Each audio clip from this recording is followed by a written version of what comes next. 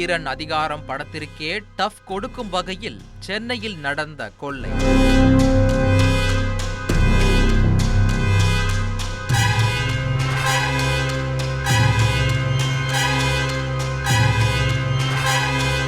நீங்க speed police.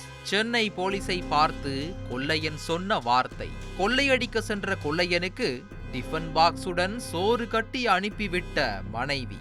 1 லட்சம் செலவு செய்தால் 20 லட்சம் வரை கொள்ளையடிக்க வேண்டும் என திட்டம்.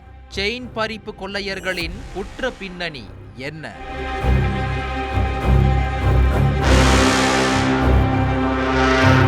சென்னையில் தொடர்ச்சியாக 7 இடங்களில் செயின் பறிப்பில் ஈடுபட்ட வழக்கில் 3 நபர்களை தனிப்படை போலீசார் கைது செய்தனர். அதில் நகைகளை பறிமுதல் செய்ய சென்றபோது கொள்ளையன் ஜாஃபர் போலீசாரை நோக்கி சுட்டதினால் அவர் என்கவுண்டர் செய்யப்பட்டார். இந்த நிலையில் போலீஸ் விசாரணையில் தீரன் பட பாணியை போலவே சுவாரஸ்ய தகவல் எக்கச்சக்கமாக வெளியாகியது.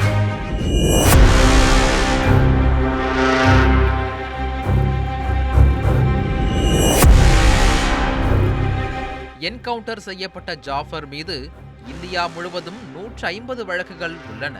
அவருக்கு திருமணமாகி ஒரு குழந்தை உள்ளது. ஜாஃபரின் மனைவியும் 2வது குற்றவாளி சூரஜ் என்கிற மேசாமின் மனைவியும் உறவினர்கள் என தெரிய வந்துள்ளது. சமீபத்தில் மகாராஷ்டிரா ஒழுங்கமைக்கப்பட்ட குற்றக்கட்டுப்பாட்டு சட்டத்தின் கீழ் சிறையில் அடைக்கப்பட்ட ஜாஃபர் சில மாதங்களுக்கு முன்பு ஜாமீனில் விடுவிக்கப்பட்டார். இவரது தந்தையான குலாம் ஈரானி மீது மேலும் பல்வேறு குற்ற வழக்குகள் உள்ளது. ஈரானிய கொள்ளையர்கள் 5 குழுக்களாக செயல்படுவதை போலீசார் கண்டுபிடித்துள்ளனர்.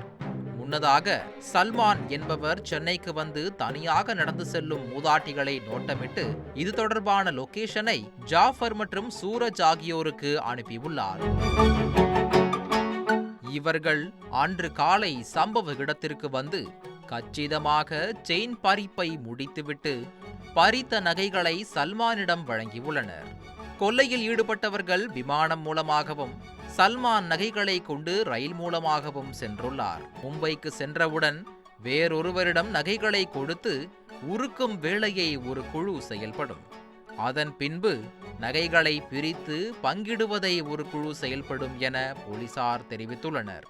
மேலும் எதிர்பாராத விதமாக போலீசாரிடம் சிக்கினால் வழக்கறிஞர்கள் ஜாமீனில் வெளியே எடுக்க ஒரு குழு தயாராக இருக்கும் எனவும் போலீசார் தெரிவித்துள்ளனர். குறிப்பாக செயின் பறிப்பில் ஈடுபட்டவுடன் கொள்ளையர்கள் விமானம் மூலமாக தப்பிக்கச் சென்ற சமயத்தில் கையும் களவுமாக கைது செய்தபோது பல இடங்களில் கொள்ளையடித்துள்ளோம். ஆனால் இவ்வளவு விரைவாக யாரும் கைது செய்ததில்லை. நீங்க ஸ்பீட் போலீஸ் என சென்னை காவல்துறையிடம் ஜாஃபர் தெரிவித்ததாக போலீசார் தெரிவித்துள்ளனர். மேலும் மற்றொரு குற்றவாளியான சூரஜ் கடந்த 6 மாதங்களுக்கு முன்னதாகத்தான் திருமணம் நடந்துள்ளதால் அவரது மனைவி டிஃபன் பாக்ஸில் உணவுகளை கட்டி கொடுத்து அனுப்பியதாகவும் கைது செய்யும் அவரிடம் டிஃபன் பாக்ஸ் இருந்ததாகவும் போலீசார் தகவல் தெரிவித்துள்ளனர். மேலும் ஒரு இடத்தில் கொள்ளையடித்தால் ஈரானிய கொள்ளையர்கள் அடுத்த 1 வருடத்திற்கு அந்த பகுதிக்கு வரமாட்டார்கள். ஆனால் நகையின் விலை அதிகம் என்பதாலும் தாம்பரம் பகுதியில் கொள்ளையடித்த போது போலீசார் நெருங்காததால் மீண்டும் வந்து செயின் பறிப்பு கொள்ளை சம்பவத்தில் இறங்கியதாகவும் போலீசார் தகவல் தெரிவித்துள்ளனர்.